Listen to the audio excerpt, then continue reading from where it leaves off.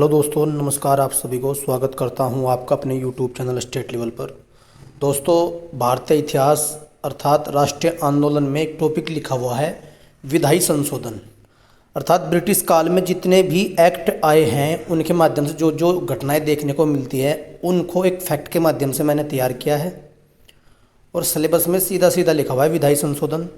तो जितने भी एक्ट हैं उन एक्ट को देखते हैं और उनके माध्यम से क्या क्या हमारे देश में हुआ, क्या क्या परिवर्तन आए, उन सभी को पढ़ने का प्रयास करते हैं फैक्ट के माध्यम से। तो सबसे पहले देखते हैं 1773 के रेगुलेटिंग एक्ट के माध्यम से कोलकाता में सुप्रीम कोर्ट की स्थापना 1774 में हुई।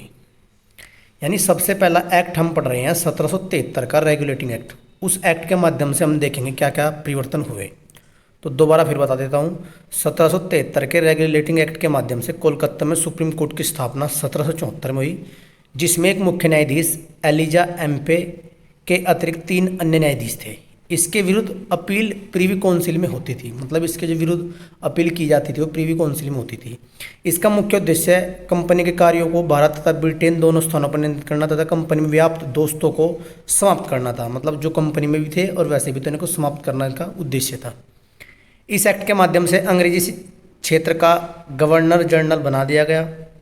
अर्थात बंगाल, कोलकाता, मुंबई और मद्रास प्रेसिडेंसी जो एक दूसरे से स्वतंत्र थी, इस अधिनियम द्वारा बंगाल प्रेसिडेंसी के अधीन करके बंगाल के गवर्नर को 3 प्रेसिडेंसी का गवर्नर जनरल बना दिया गया। बंगाल का प्रथम गवर्नर जनरल वॉरेन हेस्टिंग्स था। इस अधिनियम द्वारा कंपनी के कर्मचारियों को बिना लाइसेंस प्राप्त किए निजी व्यापार तथा भारतीय लोगों से उपहार में रिश्वत लेने को प्रतिबंधित कर दिया गया। यह कंपनी पर संसदीय नियंत्रण का प्रथम प्रयास था। तो 1773 एक्ट के माध्यम से कुछ घटनाएं देखने को मिलती हैं। अगले नंबर पर आता है 1784 का पिट्स इंडिया एक्ट। अर्थात 1784 के पिट्स इंडिया एक्ट के द्वारा इंग्लैंड में सरकार का एक विभाग बनाया गया जिसे नियंत्रण बोर्ड कहते थे। इसका मुख्य कार्य डायरेक्टर्स की नीति को नियंत्रित करना था। इस प्रकार शासन की दोहरी प्रणाली एक कंपनी तथा दूसरी संसदीय बोर्ड द्वारा बना दी गई और यह 1858 तक चलती रही। 1813 के चार्टर एक्ट के माध्यम से भारतीय व्यापार के ऊपर कंपनी के एक अधिकार को समाप्त कर दिया गया। सिर्फ चीन के साथ व्यापार, चाय के व्यापार पर कंपनी के एक अधिकार को सुरक्षित रखा गया। 1813 के चार्टर एक्ट में भारतीय शिक्षा एवं साहित्य पर प्रतिवर्ष 1 लाख रुपए खर्च करने का प्रावधान किया गया। ये लाइन सीधी सीधी एग्जाम में आती है, कितने लाख रुपए खर्च करने का प्रावधान रखा गया और किस एक्ट के तहत रखा गया। तो 1813 के चार्टर एक्ट के तहत। 1813 एक्ट के माध्यम से ईसाई मिशनरियों को भारत में प्रवेश में छूट मिली। ये भी कई बार एग्जाम में दोस्तों क्वेश्चन बन चुका है, किस एक्ट के तहत इनको प्रवेश में छूट मिली थी। अगला एक्ट दोस्तों आता है 1833 का चार्टर एक्ट। 1833 के चार्टर एक्ट के तहत कंपनी के व्यापारिक एकाधिकार को पूरी तरह समाप्त कर दिया गया। दास प्रथा के उन्मूलन के लिए निर्देश 1833 चार्टर एक्ट में दिए गए। भारतीय कानून को लिपिबद्ध करने के उद्देश्य से 1833 में मैकाले के अध्यक्षता में एक विधि आयोग की नियुक्ति की गई। गवर्नर जनरल के परिषद में नियुक्त होने वाला पहला विधिक सदस्य लॉर्ड मैकाले था। अगला एक्ट आता है 1853। 1853 के चार्टर एक्ट के माध्यम से भारत में पहली बार विधान परिषद की स्थापना की गई। ये काफी महत्वपूर्ण बात है दोस्तों। 1858 में ब्रिटिश संसद द्वारा पारित कानून के तहत भारत पर शासन करने का अधिकार ईस्ट इंडिया कंपनी से लेकर ब्रिटिश क्राउन को दे दिया गया। नोट, एक्ट का सेटलमेंट 1781 की असफलता के बाद पिट्स का इंडिया अधिनियम कंपनी द्वारा अधिकृत भारतीय राज्य क्षेत्रों पर ब्रिटिश ताज क्राउन के समावित के दावे का पहला वैधानिक दस्तावेज था, जिसका शीर्षक था भारत में ब्रिटिश अधिकाराधीन क्षेत्र। मतलब अधिकाराधीन क्षेत्र था। भारत राज्य सचिव की सहायता के लिए 15 सदस्यीय परिषद की नियुक्ति की गई। 1861 के भारतीय परिषद अधिनियम के तहत भारत में विभागीय प्रणाली की शुरुआत की गई। इस अधिनियम के तहत वायसराय को अध्यादेश जारी करने की शक्ति दी गई तथा वह नए प्रांतों की स्थापना, उनकी सीमाओं में परिवर्तन कर सकता था। अगला एक्ट आता है दोस्तों 1892। 1892 के भारतीय परिषद अधिनियम के तहत परिषद शामिल भारतीय सदस्यों को वार्षिक बजट पर बहस करने तथा सरकार से प्रश्न पूछने का अधिकार दिया गया, किंतु इन सदस्यों को अनुपूरक प्रश्न पूछने का अधिकार प्राप्त नहीं था। इस अधिनियम के तहत प्रोक्स निर्वाचन पद्धति की शुरुआत भी दोस्तों की गई। अगला एक्ट जो आता है दोस्तों सबसे महत्वपूर्ण 1909 का जो एक्ट आता है।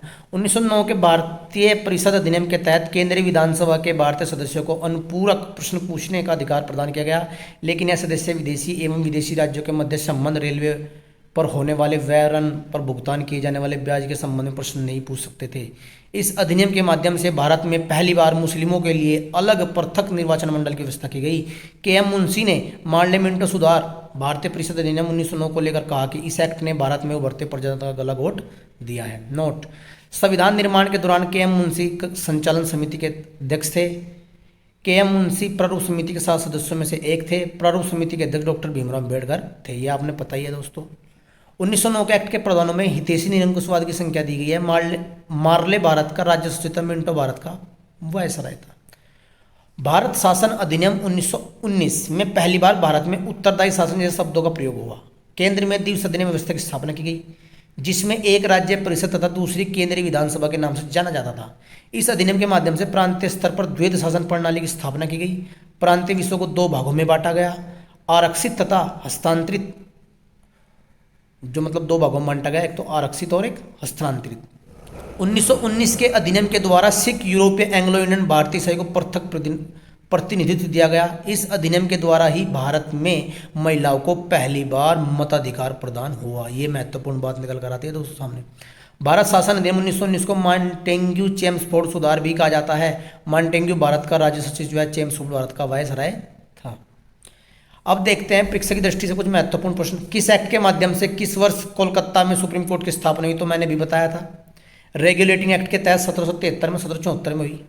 निम्नलिखित में से किस अधिनियम के अंतर्गत भारतीय विधान परिषद को बजट पर बहस करने की शक्ति प्रदान की गई? मैंने बताया था अभी, भारतीय परिषद अधिनियम 1892 के तहत।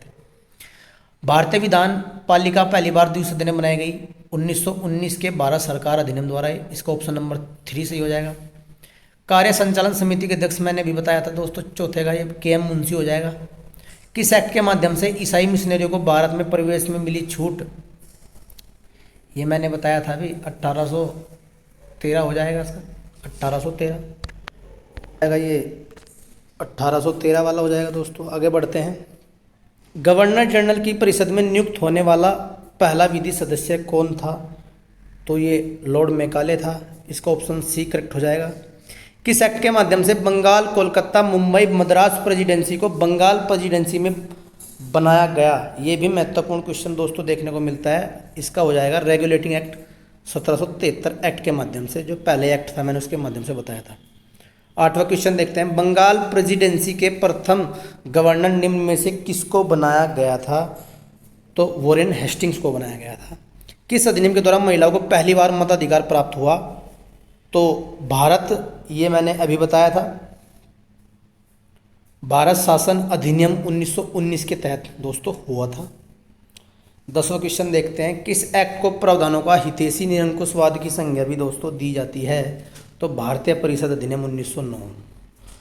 तो विधायी संशोधन के माध्यम से जितने भी एक्ट ये प्रमुख माने जाते हैं दोस्तों, इनको मैंने कराने का एक छोटा सा प्रयास किया है। अब अगली वीडियो आएगी ब्रिटिश एक्ट 1935 अधिनियम, जो भारत शासन अधिनियम 1935 है दोस्तों।